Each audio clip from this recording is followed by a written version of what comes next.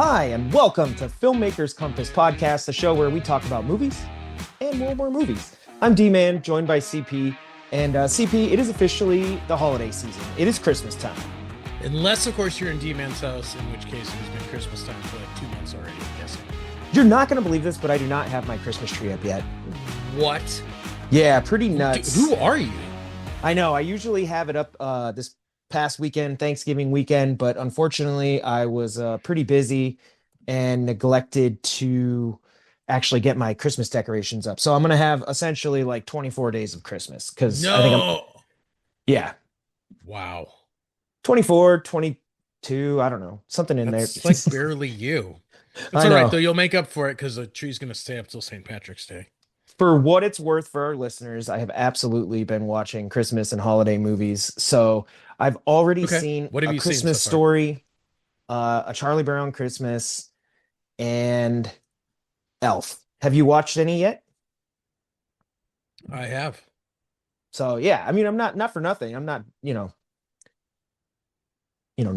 haven't lost my holiday spirit. No, I didn't think you had. I was just a little surprised that you didn't have a tree up.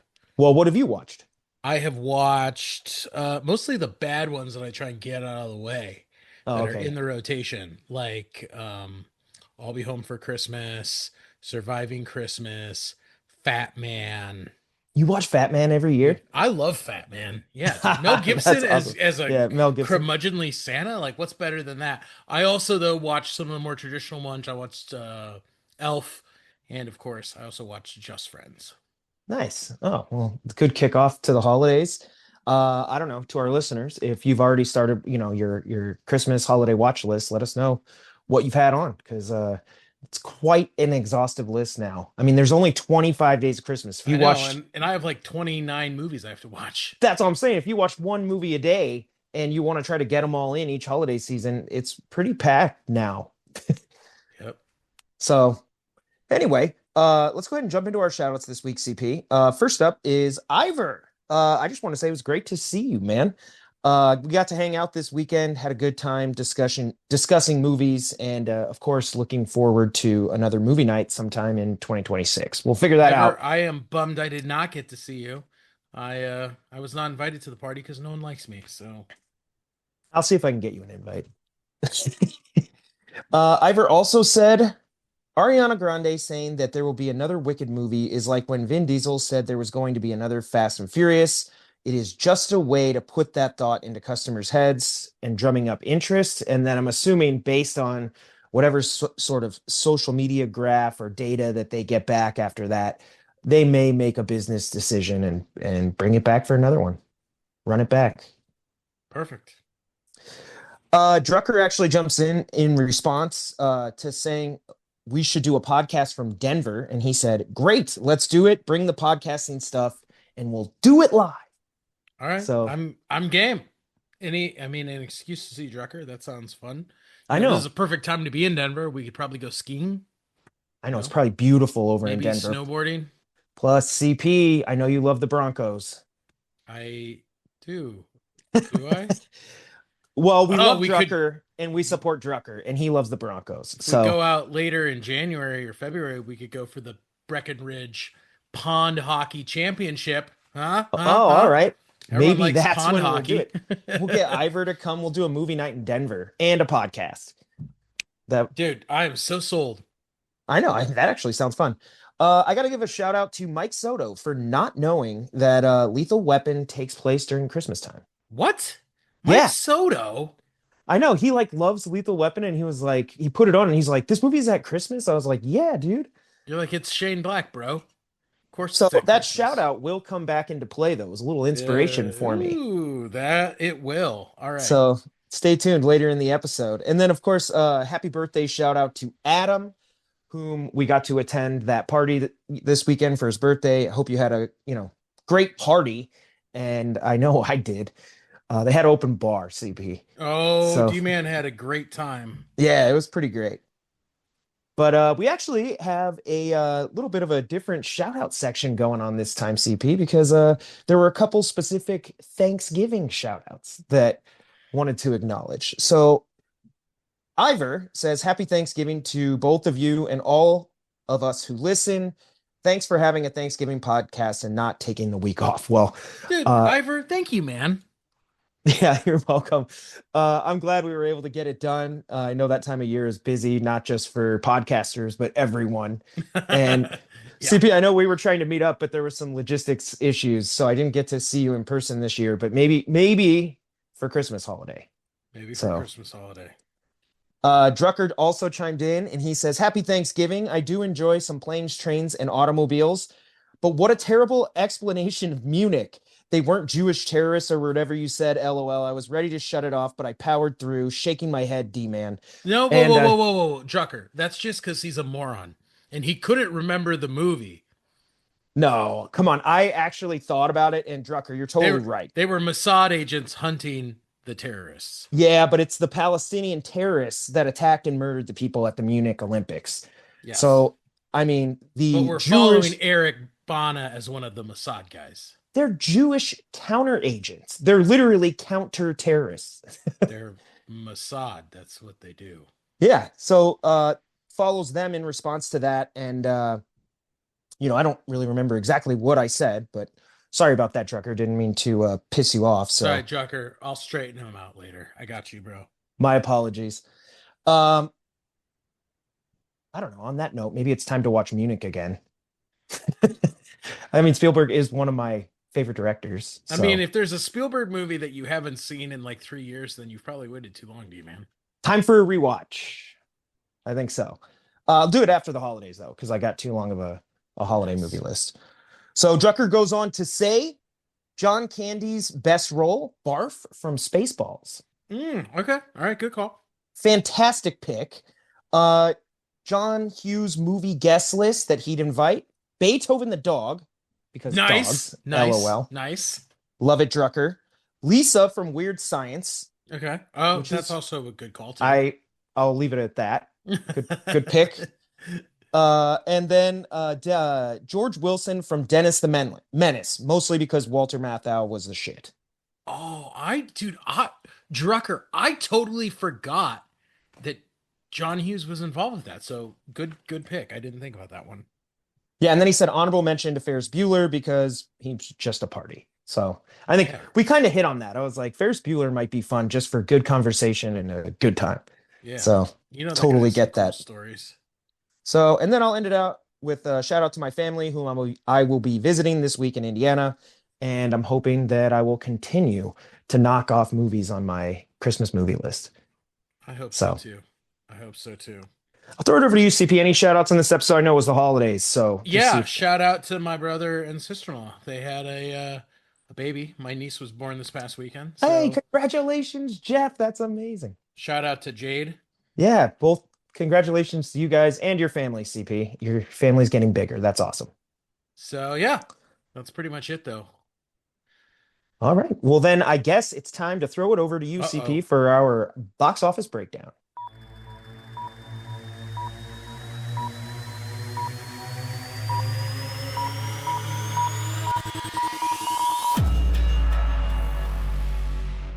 I always feel a little uncomfortable doing this box office breakdown since I have not been to the movies in like a good 2.5 months. I don't know what's wrong with No, me, dude. Yeah.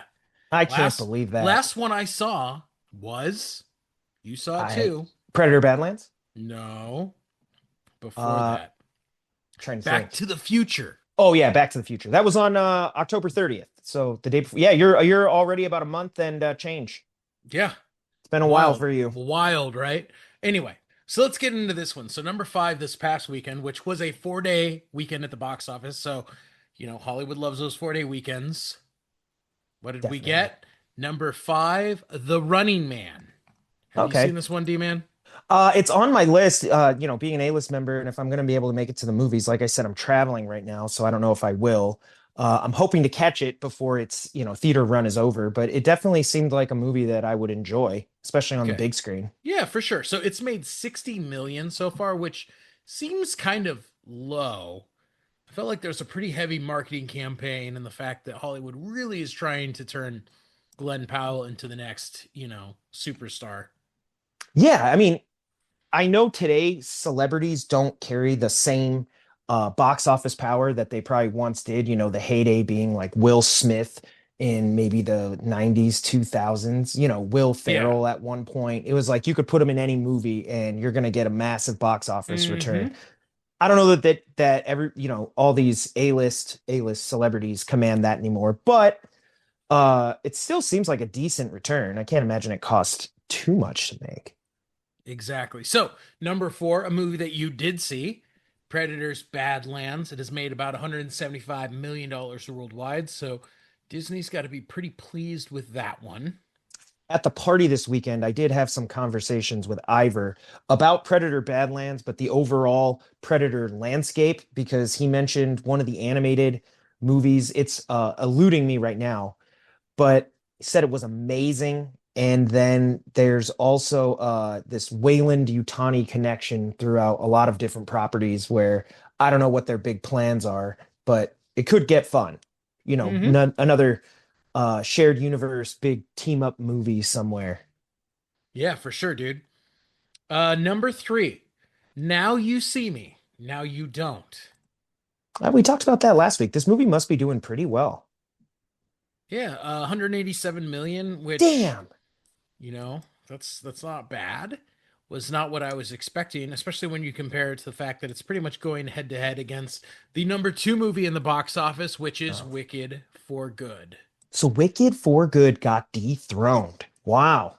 It did. But how much Uh, is Wicked for Good made, D man? Let's start I there. have no idea. It must be a lot. About $400 million, Damn. but this really isn't that unexpected. About 270 million of that is in the United States. So, unlike most of the films that tend to top the box office, this is doing better here than worldwide. Can I just say that I thought the marketing for that movie was top notch?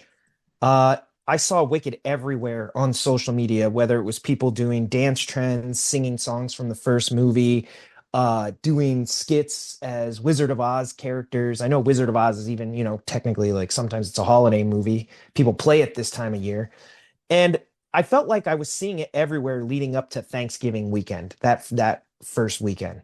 And then we got to give an even larger tip of the cap to Netflix and Stranger Things for completely taking over marketing over Thanksgiving. So I don't know, pretty interesting. But Pretty for interesting. all those So, movies that, yeah, they don't do anything. number one in the box office, Zootopia 2. And boy, this movie is killing it for Disney right now.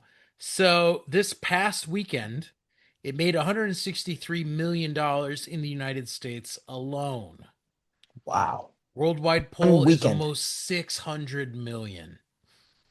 So is Hollywood back in China? Is that what you're telling me? Because where did all that money come I from? think a lot of people are getting Christmas bonuses over at Disney. I mean, remember, this is animated, so I'm sure it had a massive rollout worldwide, Yeah, you that's know. crazy, man. $600 million in about 7 days.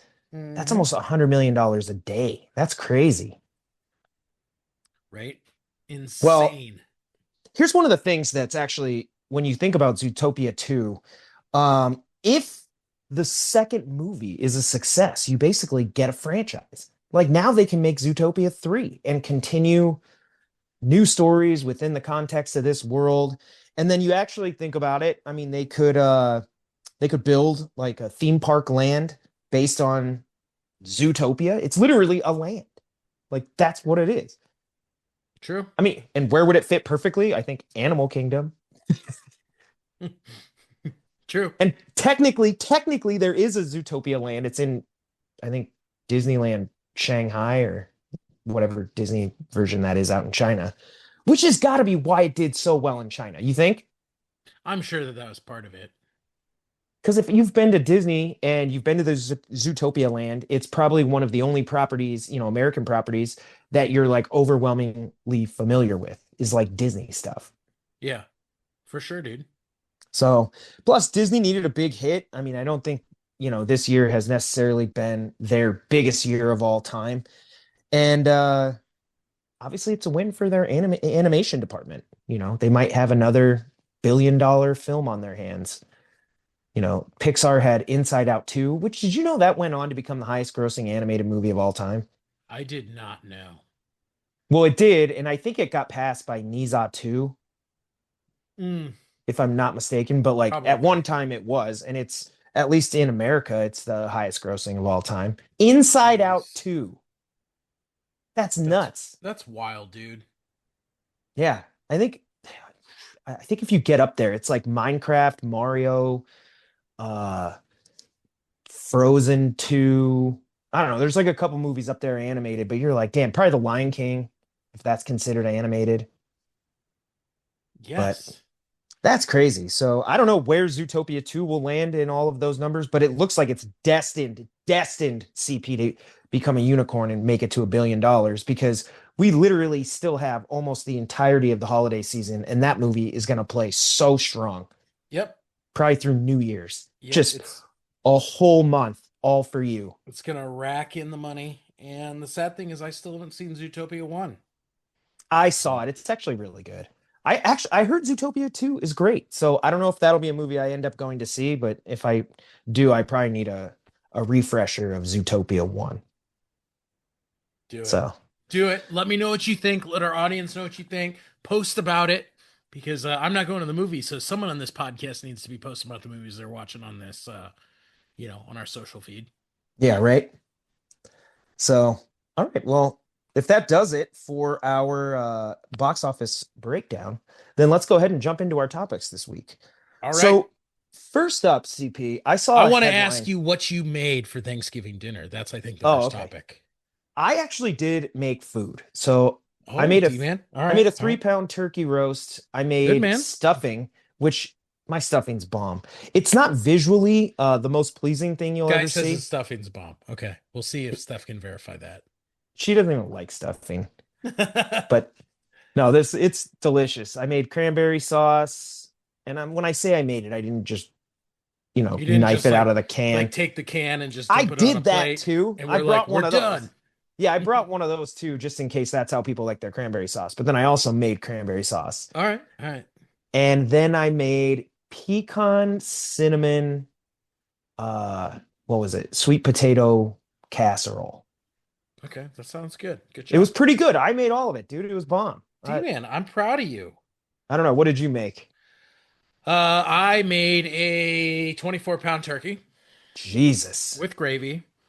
How I did you cook made it? a in the oven. Did it in the oven. Oven. Oh, okay. Because I'm Yeah. like, you can smoke them now. You can People. smoke them, deep fry them. No, I just did it the traditional way in the oven. Okay. I made a pecan pie for Nice. dessert. I'm trying to think of what else did I do. Mashed potatoes. Classic. I mean, gotta have Yeah, it. made some creamed onions and and the green beans. So that was Very me. cool. Well, yeah, big shout out to my family. We actually celebrated Thanksgiving at my in-laws' house, which was great because my sister-in-law got engaged this fall and her I family, saw postings on social media. So yeah, so congrats to Nat. congrats, Natalie. Well, her family joined us for Thanksgiving this year and it was a ton of fun. They brought a whole platter worth of food and it was really exciting because for the first time in forever, they brought a whole cooked turkey. Probably not. It's probably maybe 18 pounds, maybe 20 max, not 24 CP. That's a lot. I know, a lot of turkey. But it was really neat because we literally had the turkey like out on display. It was great. Nice, dude. So normally we don't, dude. We're just doing either what I make, which is like a turkey roast where I'm bringing it already carved up and it's just served on a platter, or we're doing something like honey baked, depending on where we're at and what time looks like. So to Gotcha. have an actual cooked turkey was phenomenal. Dude, that is pretty cool, man. And it was great to celebrate with people I've never celebrated Thanksgiving with. I mean, it's a traditional time, but it's also fun to start new traditions. But D Man always loves making new friends. That's really what it comes down to. That's true. So, well, Nice, dude. yeah, I'm Very cool.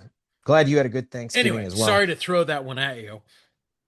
No, I mean, I'm only bringing up our first topic because I read a headline about it over All right. Thanksgiving weekend, which, in anticipation of Avatar Fire and Ash, James Cameron's doing the press tour and he's doing interviews. And he basically comes out and says that AI actors or movies made by text prompts are horrifying to him. So I wanted to talk a little bit about this because AI has officially reached a point now where, for many people, especially on social media, it's borderline indistinguishable from human made Yeah. video. Yeah. So, and we're talking about, I don't know if we're at blockbuster level yet. And, obviously AI is being used in the production of movies and it's a tool in the arsenal of filmmakers, but they're not necessarily yet using fully AI uh like characters or just using text prompts to get exactly what they need. They're using algorithms to help fill in gaps in CGI and different things. But I don't know, what are your thoughts? Because I think there's a case for doing it and then there's a case against doing it. And I don't know, what do you think? There's only a case against doing it in my mind. I think it's a bunch of crap. Oh, come on. I'm totally with James. Listen, James Cameron knows how AI is going to lead to our downfall. He's been telling us that for 40 years. Now, Terminator. what I will say is this. I actually went to a really interesting lecture with Colin Brady back in October. Now, Okay. for those of you who don't know who Colin Brady is, he was kind of like the number three person at Pixar when Steve Jobs and Apple owned Pixar, right? When Pixar was really cutting edge. I mean, he was involved with the development of Toy Story. He was the director of Toy Story 2. Like, uh, Nice. a guy who definitely understands what it's like to be on the cutting edge of new technology because in the 1990s, he was where all the AI people are now with what they were doing with CGI. Yeah. And his whole theory is, and I actually agree with this, he says, I don't really ever think that we're going to get CGI movies, you know, type in a text prompt, pump something out, because we're never truly going to be getting stories that are interesting that way, right? Okay. And he talks about, there's still too many challenges with text prompting and making sure that shots are consistent throughout the entire time, right? Yeah. So likely we're not going to get it. What he thinks is he thinks that the real power behind AI movies rests in reducing the costs of animated films like Zootopia too. For Okay. example, the current business model is you have hundreds of CGI animators making a movie. And essentially, the way they do it is they put it all together, they screen it in part, see what people think, and then they go back and re-edit in significant parts of the movie. Yeah. And so he's like, with the use of AI, especially using those AI tools with a group of skilled prompters Hmm. and CGI artists who better understand how to take the AI material and stitch it together in CGI. What we're going to be able to do is instead of making the $80 million animated film, we're going to be able to make the $5 million animated film. And instead of hundreds and hundreds of animators, we'll be able to do it with 50. Okay. And I'm assuming in addition to money and cost savings, there's also probably some element of time saving as well.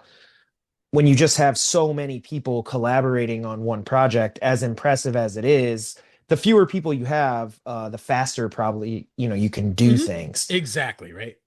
So, and I totally kind of get what you're saying with like the whole story element, which is I don't know if we're gonna be like, hey, AI, make me a Halloween, you know, film, about trick or treating.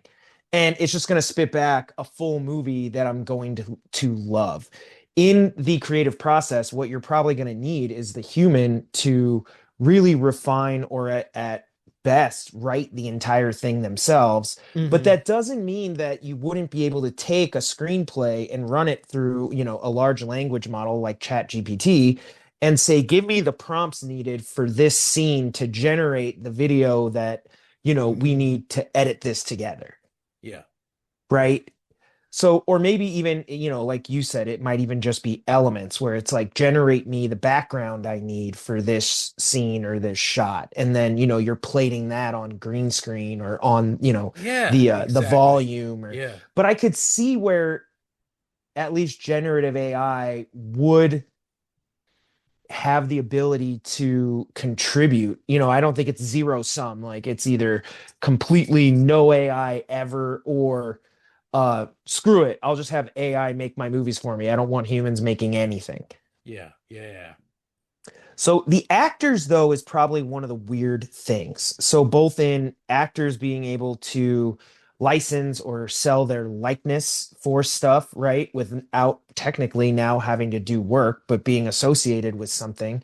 Obviously, there's legal ramifications, meaning if people are using their likeness illegally, and I'm sure that stuff will get worked out in court. But it is interesting too, because just like I don't know that AI can generate the story that will really wow me. I don't know if AI actors are going to have the human level of nuance that really creates that connection Yeah. And that's my thought. I with mean, great art. Yeah. yeah. I think But it, you know, you think about Pixar, I mean, they're fully animated. You think about Disney animation, fully animated. You think about anime, even though it is humans behind what's happening, I mean, to a certain extent, we love those stories. hmm Not only are they often animals or inanimate objects or even, humans drawn, we really are drawn to those stories. And I think that's the most powerful thing at the end of the day. If you have a powerful story, and that will most likely come from a human and the human experience, if you're just using AI elements in bringing that story to life, I don't see a major problem with that. well, you do bring up a good point in the fact that like Pixar, I think really was on to something when they're like, okay, we're gonna make movies about fish or closet monsters or toys, right? Um, Pixar really was able to kind of avoid the whole uncanny valley with the real life Yeah, you sort of think of like lifelessness, right? Polar Express this time of year, Yeah. still kind of has that to this day, where even hmm though other animated movies have been able to sidestep that whole issue completely, because like you said, often it's, Buzz Lightyear and Woody and not to human people, it's out there. Or even to the extent you think about anime, something like Dragon Ball Z or a lot of the like shonen shows, they're often showing people in extraordinary Yeah. circumstances, right? Yeah. Goku in Dragon Ball Z fighting Frieza is not something that probably translates all that well to live action. A perfect example, it's had two iterations of that to middling success is like Avatar The Last Airbender. Yeah. Works amazing in animation, both in its storytelling techniques, because animation, you don't have subtleties of the human Yep. face and Yep. elements that really connect to the audience. So you're often using dialogue that's very straightforward, and characters probably say more in cartoons and animated stuff, more of what they're feeling than you would in, a drama or, a human created show, because we can read people's faces. We can see they're sad. They don't have to be like, "Oh my God, I'm so sad." But I don't know. I also think when you get to think about animation, right? Think about generative AI and its hmm ability to create, say, a cartoon. Yep. At what point are you crossing into that legal boundary of somebody developed that art style? Yep. That could be an issue. If I'm like, hey, I want to create something in the style of Doug from Nicktoons or Rugrats, and Do, it, do, it can do. do that, right? Yep. But you're like, that's still like, I don't know if anybody owns their art style per se, but it's, I don't know, kind of ripping Yeah. off. No, I agree. I totally agree. So to ground it all back to James Cameron, I mean, I think what he's saying here in this interview specifically is that yes, the Na'vi in Avatar Fire and Ash are completely digital characters. But his point They're is skinned over real actors who are giving a performance. right, they're doing motion capture, mocap. They're actually, I There's believe he facial said, expressions that are right. being translated digitally. Yeah. Correct. I believe in the interview he said there were two cameras on each actor's face at any given time, and their performance was being translated onto the digital characters. So this really is an actor's performance and not simply an animator or, for that matter, generative. Yeah. So, and I think based on his interview, because obviously James Cameron, here's a guy who's been pushing the envelope of effects and Yep. what you can do in the Yep. The movies the for technology years. of cinema for yeah, since he started. He is taking great pride in, I think, the collaboration and everything on his team that's doing Avatar. But I mean, he's in a very fortunate position to say a lot of this because obviously he has like three of the highest grossing movies of all time. And when your movie's projected to make $1 billion, budget and even for that matter, time are not the biggest constraints anymore. But Yeah. for a lot of other filmmakers or even potential storytellers, they can't make Avatar Yeah. despite how big and imaginative, their storytelling goals are. They Yep. just can't do it because you're boxed out. There's gatekeepers to get you to that level. Yep. No, I agree. So I don't know. I think AI could be democratizing in that way, where it's like it does give a lot of people a tool set to be able to tell stories they never would have been able to tell without it. True. So I don't know. I don't know how much longer you want to keep going with this discussion, CP, because I feel like that's sort of that's my point. I agree with him to an extent. I don't want to say it's horrifying. I mean, it's horrifying watching Will Smith eat spaghetti, but like I like the potential of it. I sort of I don't want to say I'm going to fully embrace it as somebody that loves the movies and loves art and that shared experience with everybody. I don't want to just get an AI slop movie, but I do think the tool set will be, democratizing both time, people, money.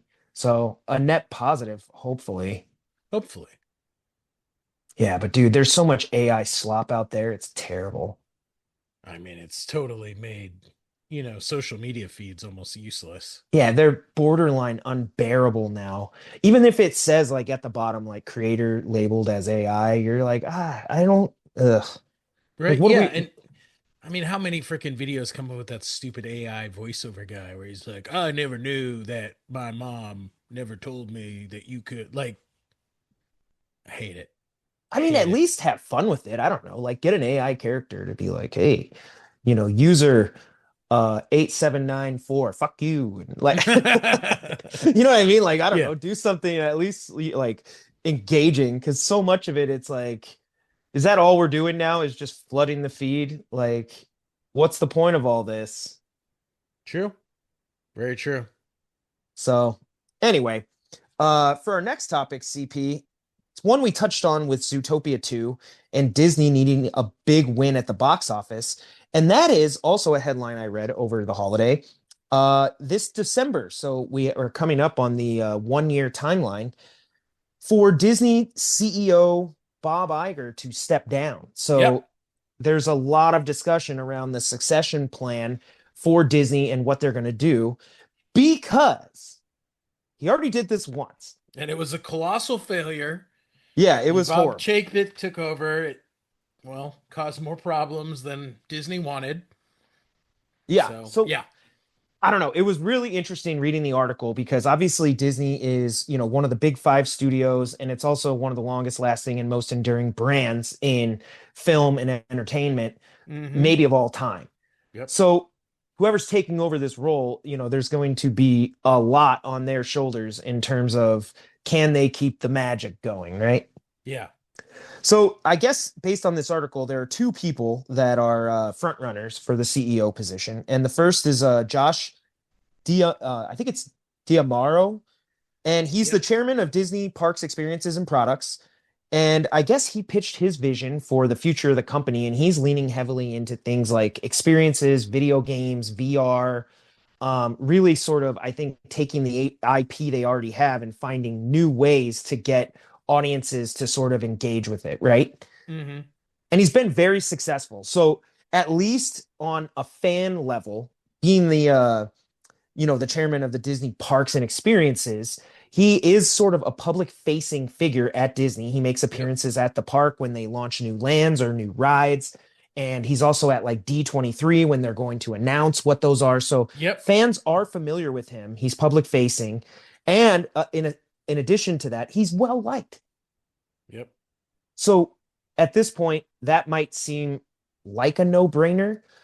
But the other potential front runner is Dana Walden, who's co-chair of Disney Entertainment. So her Mm-hmm. background comes from movies and TV and actual media. Yeah. So if you think about it in a weird way, that's often the engine that powers the parks and experiences. Every And other part of Disney. Yeah. so it's interesting. They have sort of two competing visions. I'm almost wondering if they could like, because if Go you to go back, CEO. yeah, do you remember when like it was I think it was like Michael Eisner and Frank Wells. They were Yeah. like CEO and COO, but they sort of had each brought like, one brought the salt, one brought the pepper. Yeah. Yeah. Yeah. Yeah. Yeah. Or even you go all the way back to the beginning, you think of like Walt Disney and Roy O. Disney. They were Yeah. CEO, COO, but they had different visions for what you could do, but they sort of worked well Yeah. together. Walt was the visionary guy creating stuff, and then Roy was the guy figuring out how actually you get it done. I bring that up because often when you have these sort of succession dramas play out, whoever loses often leaves. And that's at most companies, right? Mm-hmm. They don't usually stick around. The goal was to get to the top. Obviously, the person that's getting the CEO job, unless there's some sort of tragic accident, they're probably going to be there for like 10 years. Mm-hmm.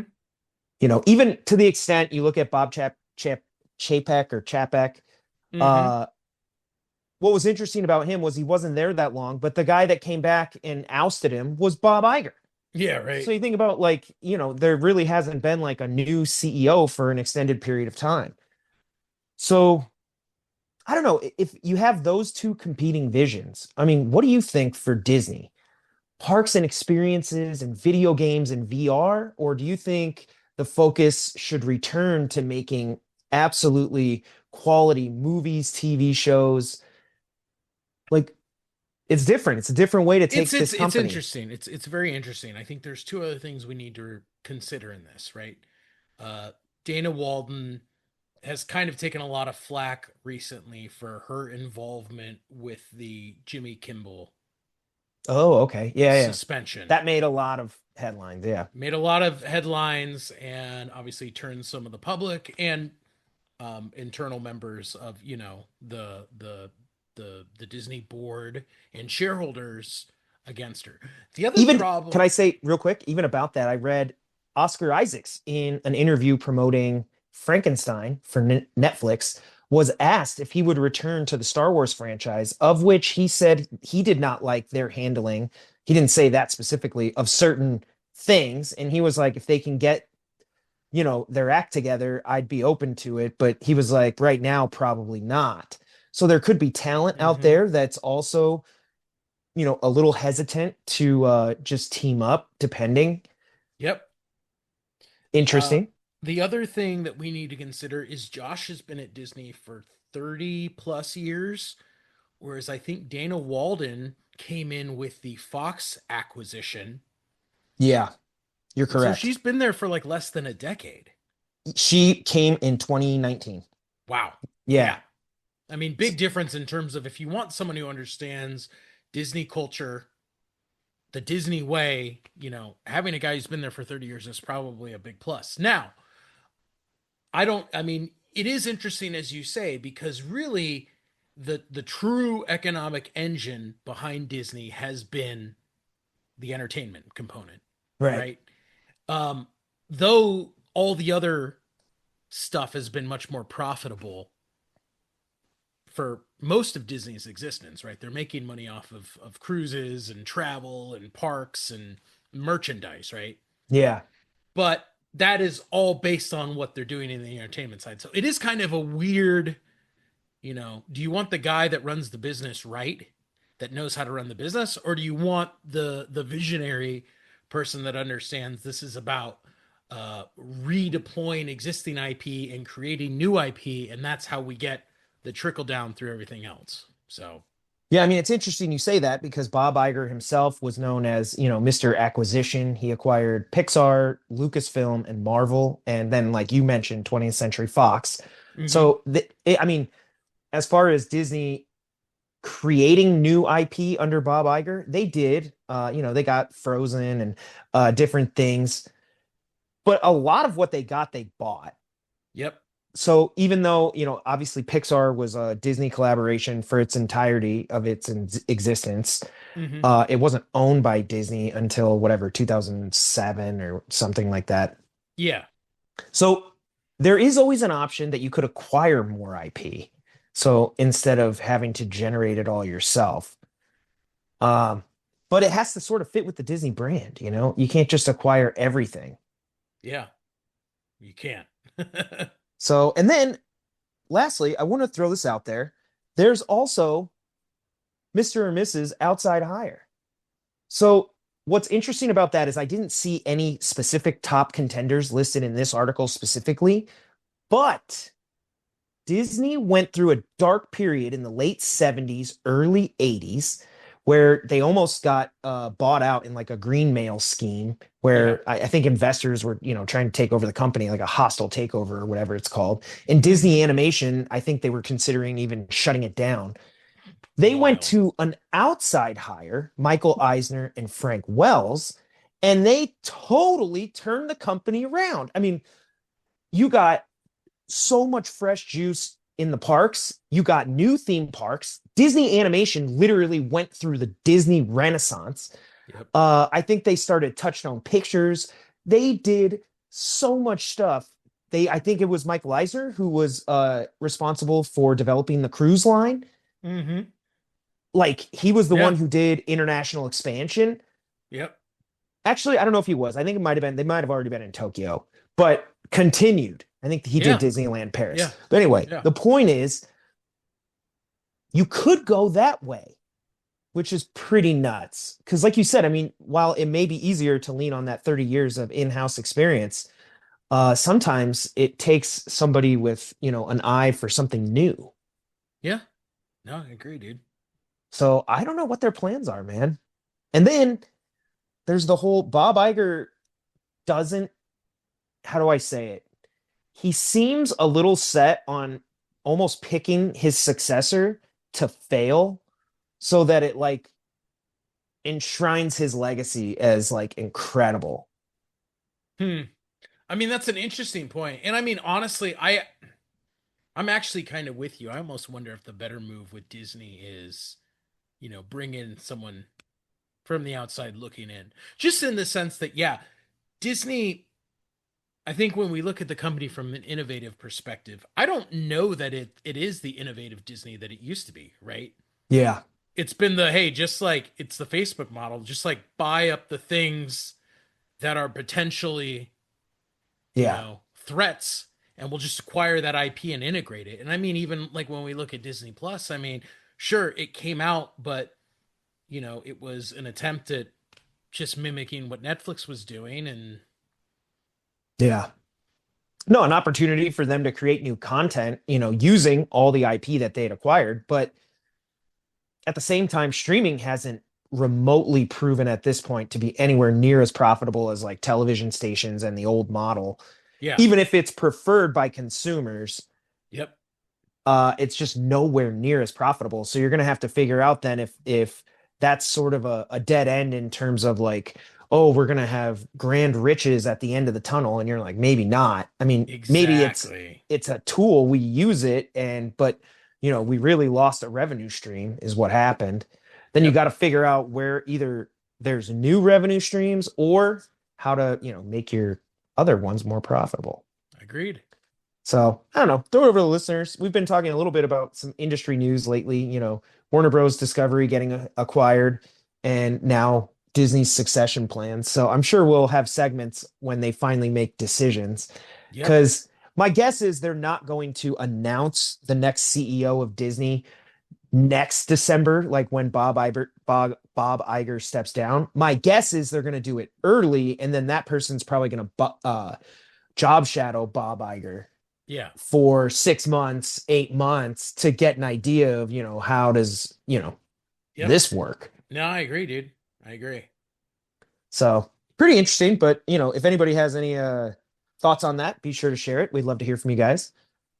Next up, CP, we're going to get a little bit more into the holidays, Ooh, I love, but not totally into the holidays. wait, what?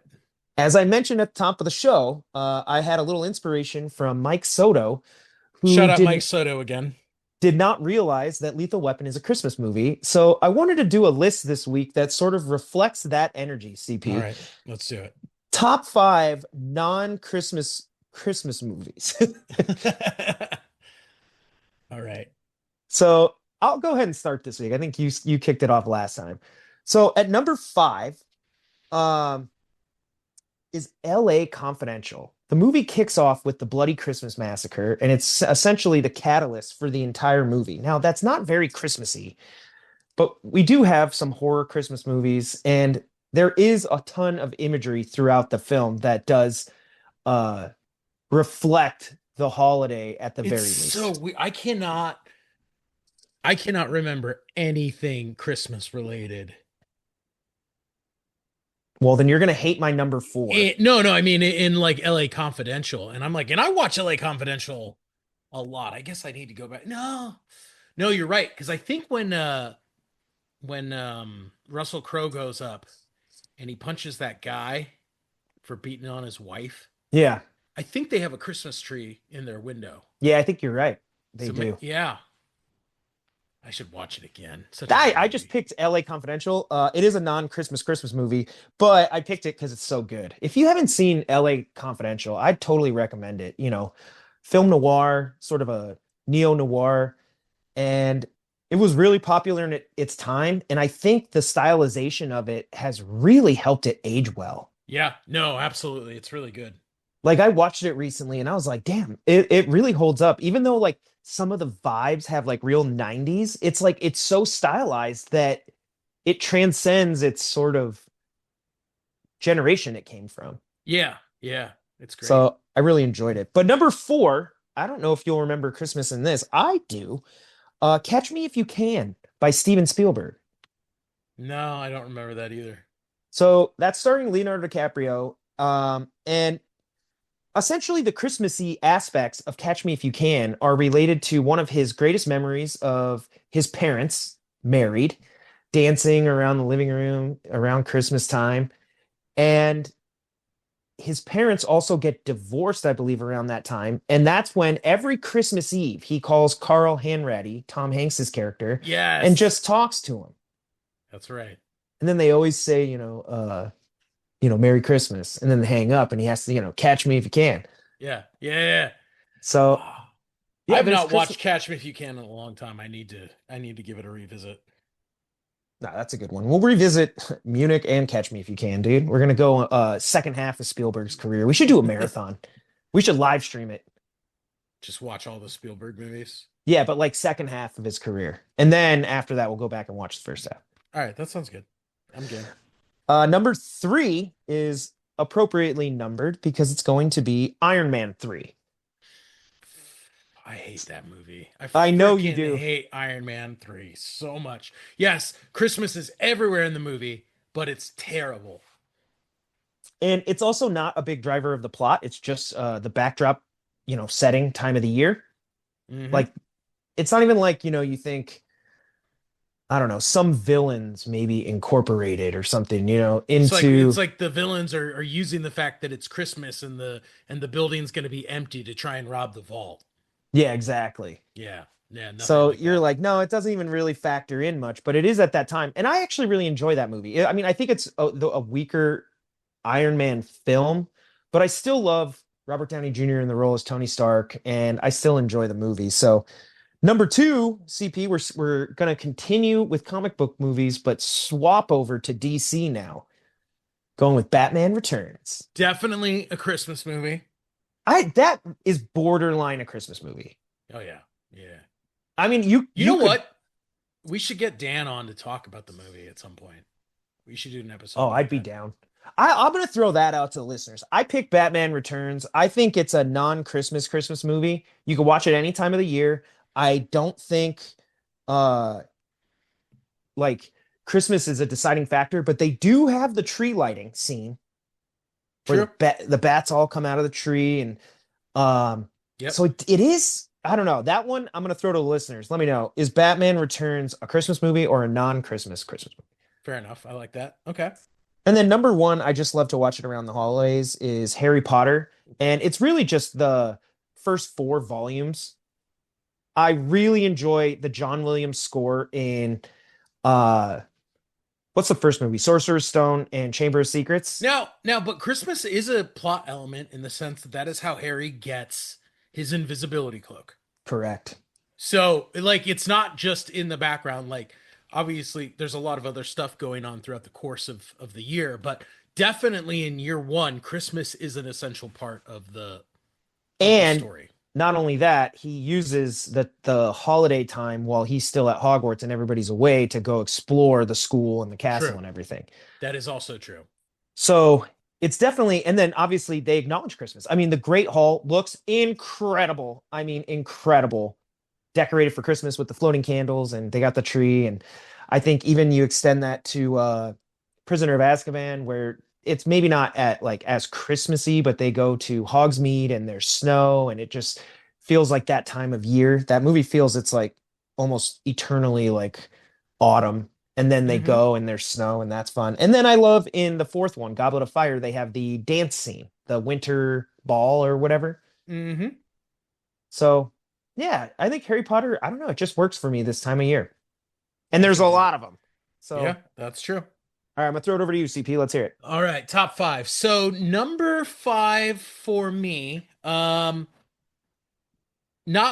usually what I think of as in any way related to Christmas, but Ghostbusters 2. Oh, that's a great pick. If you remember, I know you probably watched it back in I October, like I really do, didn't until you just said it. right? Ghostbusters 2, it's taking place during Christmas time in New York, and the conclusion of the film actually wraps up on New Year's Eve.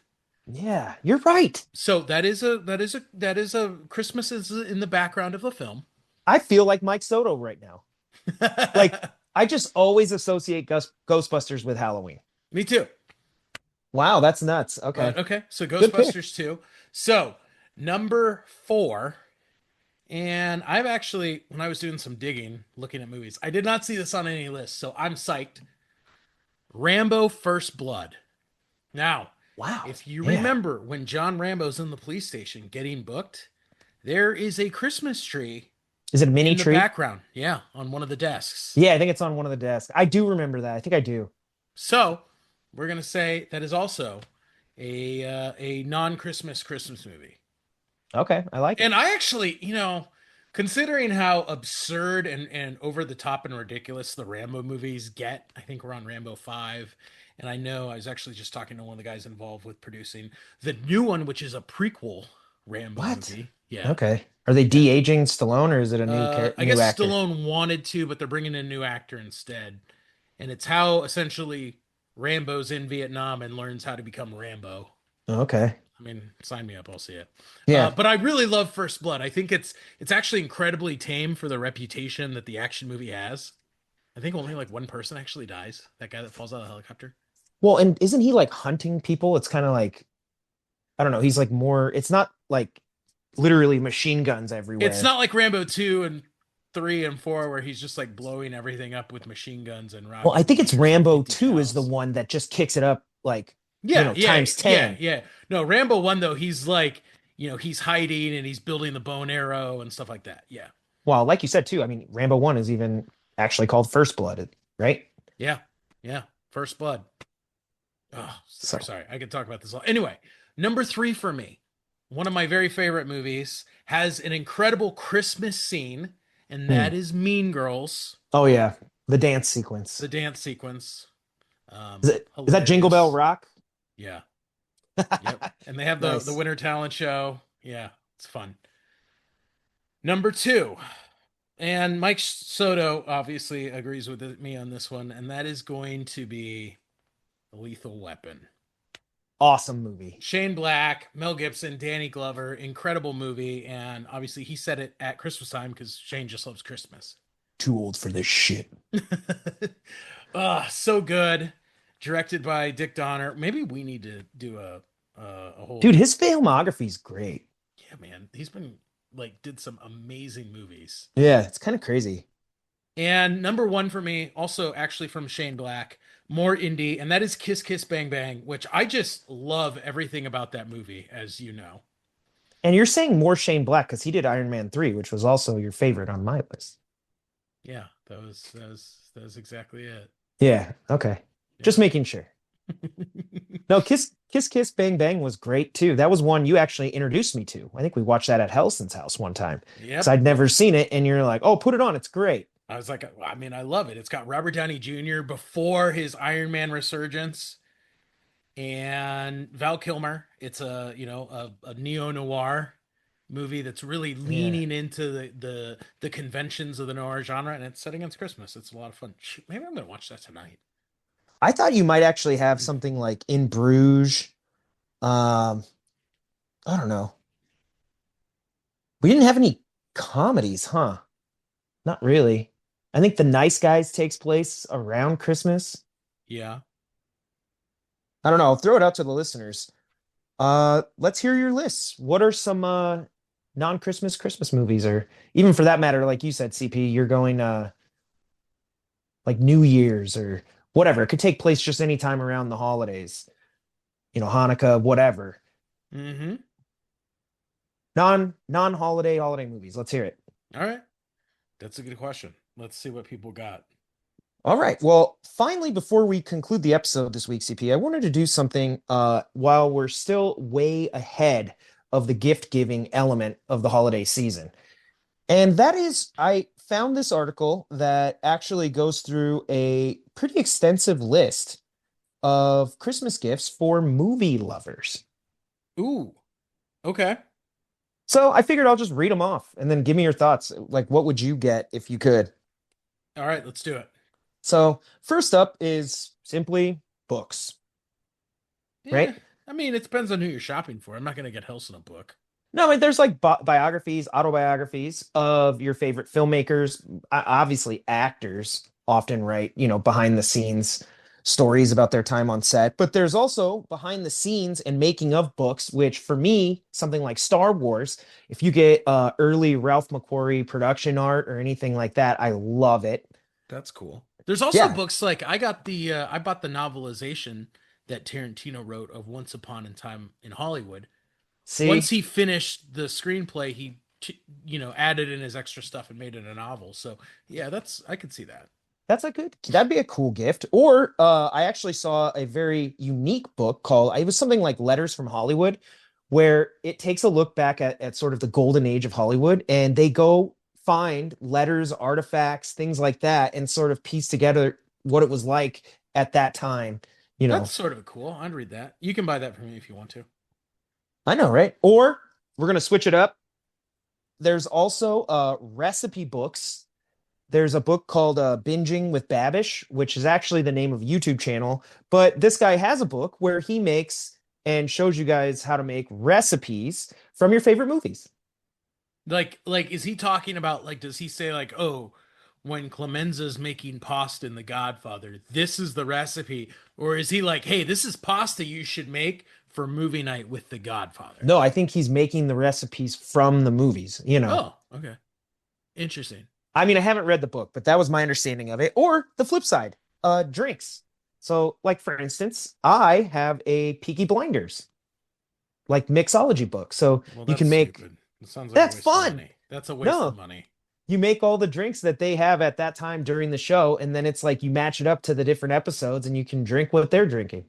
Yeah, you just need to know how to make a, Old fashioned. old fashioned, and you're good to go, bro. Did they have Coca-Cola back then? They probably did. Uh, Next up on the list is just trivia games. So that really extends to media overall, but I know my favorite trivia games, if anybody was going to get me a gift, CP, I like movie quotes.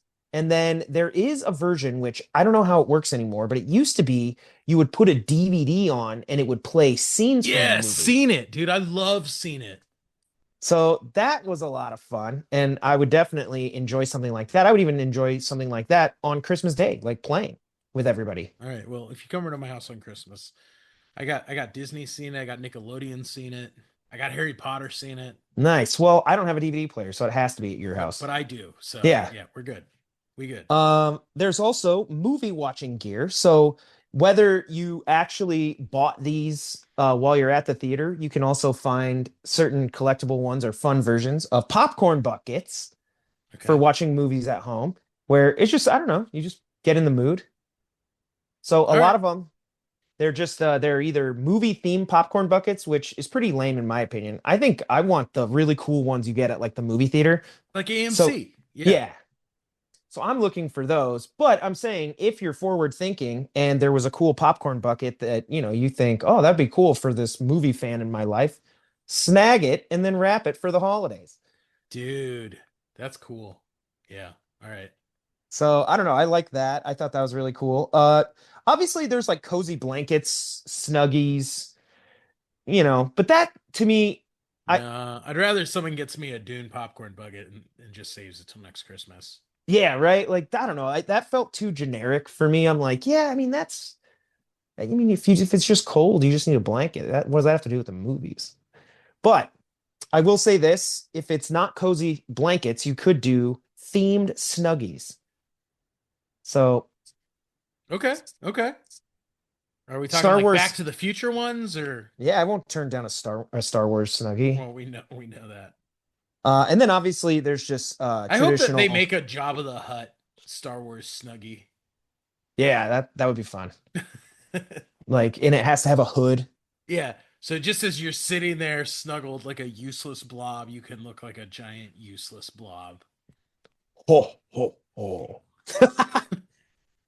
uh And then obviously like t-shirts, sweatshirts that are just themed. I mean, you can look at me right now. I'm wearing a holiday themed Mandalorian shirt, Okay. rocking a little Okay. Star Wars. I can dig it. That's I a like to get good gift for a festive. Star Wars fan in your life. I mean, if I was getting you a gift, I would think about our podcast schedule Hmm. for the rest of 2026. And Hmm. I would try to get you some themed shirts that you could wear on the show or maybe put up in the background. I like it, dude. Well, I mean, I need to be more like you. You're rocking, you're festive every episode now, Nah, I between think the you're decorations, between the look. I am surprised you have a droid instead of a Christmas tree in your background that'll change. We'll have one. though. But okay, so the next two are actually kind of interesting. So there is a giant, it's like a big board that you can put up or display somewhere. You could probably hang it, but it's got 4 rows of, I believe it's 10 long ways. So it's like, the dimensions of a movie poster. And within that, each of those like 4 rows is actually a movie poster itself that you scratch off, and then that's the movie that you watch on movie night. Oh my gosh, D-Man. I want that. That is great. That's pretty cool. I mean, at least that sounds fun. That sounds like something like uh I think Ivor would love. Drucker Yeah. probably too would love to, just the fun of it. So you just like scratch it off and you're like, oh, tonight we're watching The Godfather Yeah, or Terminator 2 or Karate Kid or Super Bad. or I don't know Iron what'll be Man on it. 3. I'll be like, damn it. Yeah, more Shane Black, bring it on. And then on that same note, there was also movie night dice. So this is on the cheaper side. Okay. It's just 3 wooden dice, and one of them has like genre, one of them has snack, and one of them has like time period or Actually, something like. honestly, that's actually what exactly I need to determine. Like, give me genre, give me time period, and I can pick the movie. But when someone's like, "Oh, what movie do you want to watch?" I'm like, I need parameters here. Yeah, Like, so I otherwise, you're thought just that gonna watch was RoboCop every night, folks. well, and then I think one of them was like a snack or something like that. So it's Yeah, like yeah. it was fun. It's like if you're always that couple or friend group where you're like, well, what do we watch? I don't know. I don't know. It's like, Oh, let me yeah. pull out the dice and let's If do you're a the little ones roll. hosting, yeah, you're just like, here's the plan. Boom. Yeah, we can really narrow it down with a little 1970s chance. comedy. What do we got? Yeah, and we need licorice. Yeah. So that seemed pretty cool. Maybe we should do that to determine what we're talking about on the podcast, D-man. Every week we do a roll. Like, boom. 1980s horror. And by the way, we're going to be eating some Oreos while we do the podcast. I'll tell you what, I've done a podcast where somebody was eating chips and it was horrendous. Damn it, Helson. Yeah, it was Helson. It was him. Um, excuse me. They also list some entertainment center decor. So movie posters themselves are I pretty mean, I cool. love movie posters. You know that. But here's the thing, if it's a gift, you got to frame it. Yeah. Oh, yeah. Don't just give someone a poster Don't like a give somebody the cheapskate. rolled up No. poster. Give them a frame poster that they can hang Yeah, on their it's a lot of wall. work. It doesn't seem like it would be that hard to frame it, but it's like you got to go get the right size, you got to do Hmm. this. And then if it's already framed, And go hopefully with the older posters. That's my, if you're getting someone a poster, don't be like, oh, here's like, Superman 2025. No, like go classic. Like when they're drawn by nothing James hand, Gunn for sure. like the 1950s horror are awesome. Yeah, Old school monster movies, the thing. uh classic sci-fi is really cool. Go with like old James Bond posters are really nice. Where they actually were putting a lot of effort. Anything from the 80s, like Indiana Jones, Oh yeah, Star Wars. classic. Oh, the original Star Wars. I think I read something the other day that I think the guy who designed those posters, he was really famous. He passed away. Yep, he did. What a bummer. I know. But continuing with entertainment center decor, there's also things just like you have behind you CP, it's like a movie clapper or something, just, people can display, Yep. or for that matter, signed memorabilia. Obviously, you can go to places like eBay or the internet to find that, but we also live in LA. You can Yep. go to Frank and Sons right over here, and they have signings all the time. You could go do something together, and then snag a separate piece to gift for Christmas. Yep. But that's That's always cool. fun. And those are Yep. cool things to display. Yeah. So you're going to love this one, but there is an old school resurgence for DVD and Blu-ray players, in addition to the 4K remastered versions of movies that now have a lot of behind the scenes and really cool CP. I didn't know this, but really cool packaging. Yeah. It is cool. They're going above and beyond. You're paying a premium to get a movie that, if it was just the cost of the disc is not very much, but you're getting little collectible booklets. Sometimes it actually has collectible items. They sometimes unfold like books Yep. or display Yep. cases. It's pretty cool. And so obviously you're going to have to get a Blu-ray player and probably like a movie night pack. Yeah. But that would be a good gift. That'd be cool. Yeah.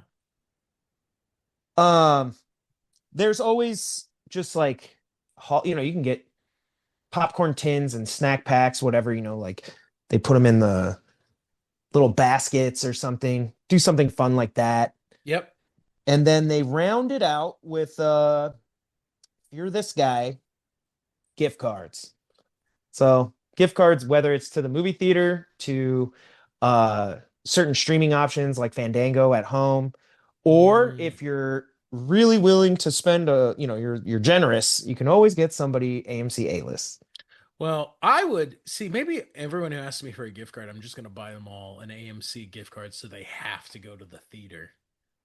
Maybe that's what I should do. I should do my part to make sure Yeah. everyone gets back there. Yeah. So, you know what shocks me? I think is a really cool gift that was not listed here. Oh, cool. I want to hear it. I love the actual film frames. Oh, that is cool. You can get like collectible plaques that have them. Sometimes they have like bookmarks that have them, but the actual pieces of film from That's Star cool. Wars or Jurassic Park or whatever. I always think that that's cool. And I mean, I have them over there Dude. and I'm like, that's cool. I would love a film frame from the Star Wars holiday special. Well, I don't think there's enough money in the world to get one of those, D-man. I know. I think that thing's locked away in a vault. That would actually be probably worth a lot. Yeah, that's more than all the Bitcoin you could mine. trying to get George Lucas to part with that. He's like, hey, Disney gave me $4 billion, and the stipulation was that never comes out. That of the never vault. leaves the vault. Yeah. Okay. Elon Musk is the only one who can buy that now. That's a great gift. George, here's $1 trillion. I want the original. All right. Well, that actually does it, CP, for our episode. That was fun. All right. I'm glad everybody had a great holiday. It's always, I feel like I had so many shout outs, Ivor and Drucker. Thank you guys for all of your comments all the time. Love hearing from you. Same. So, yeah, well, be sure to keep the conversation going. As I always mention, you can follow the show at filmmakerscompass.com, and you can follow me at Big Kid D-Man, CP. And you can follow me at IndyCal5. Thank you for hanging out and talking movies with us. We will see you back here next week. And until then, keep watching movies.